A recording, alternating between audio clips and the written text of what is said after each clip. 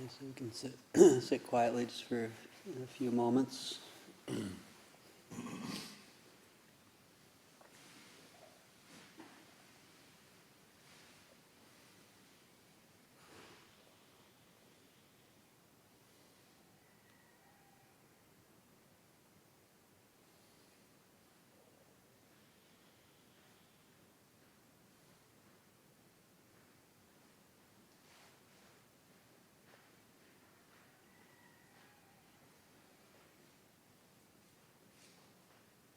So Lampor's talk yesterday about one of the aspects of looking at the five hindrances, and especially the point where he's mentioning oftentimes we just think of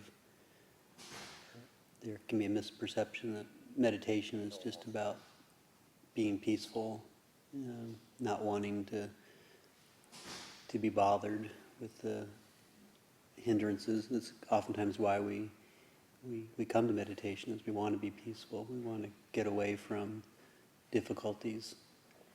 And so there can be kind of, I think he used the phrase like be on vacation, kind of just zone out. And as he was talking, I was kind of thinking about like how I start a meditation. And I noticed it really quite clearly recently, like what I do is first thing is just bring mindfulness, and bringing mindfulness to asking questions. Just really start off with, and usually the very first question I ask is, what is my energy level?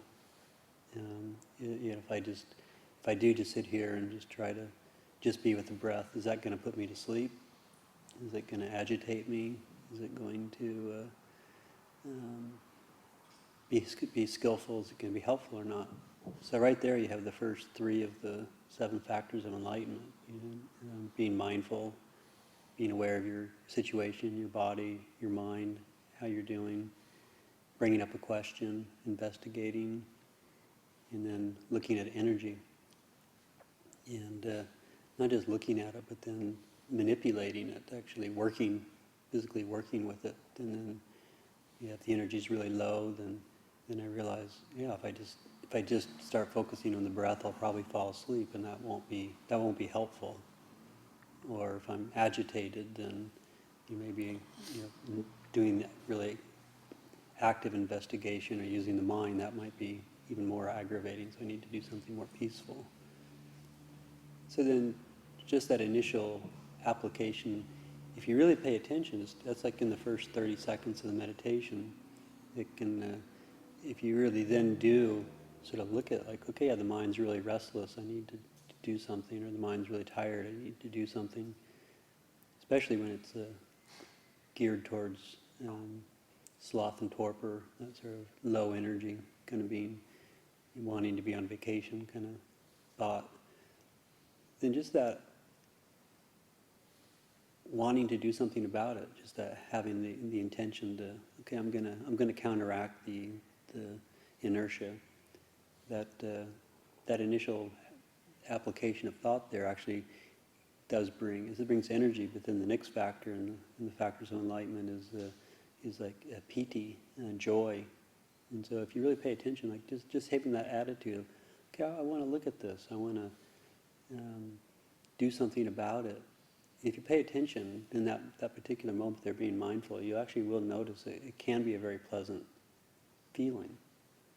And then when you pay attention to that pleasant feeling, then it can lead to concentration. It's one of the factors of enjoying what you're doing, the investigation, enjoying having a good physical body sensation can lead to the mind wanting to. Lampor's talking a lot about that, wanting to get interested in the meditation.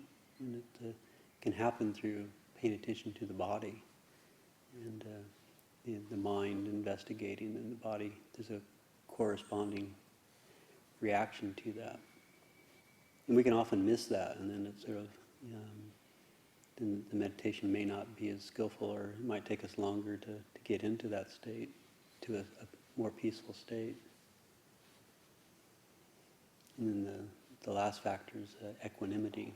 Sort of, if you do get into a state of concentration, there's a energy and joy, then there's a peacefulness, and then concentration, and then equanimity.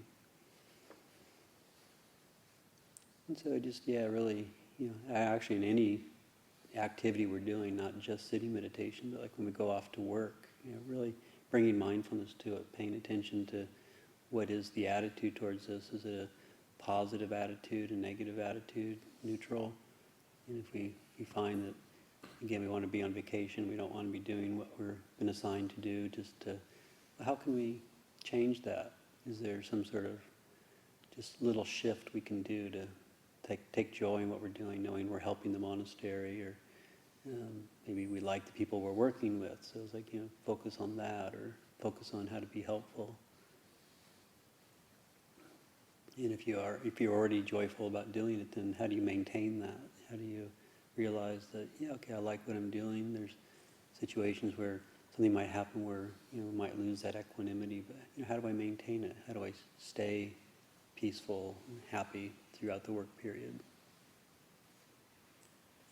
And then the more we can kind of learn how to investigate and try to bring our mind to wholesome intentions throughout the day, then of course that then will affect our evening meditation and make that more seamless, going from meditation in the morning to meditation while we're working, meditation while we're eating. It can become a seamless theme throughout the whole day.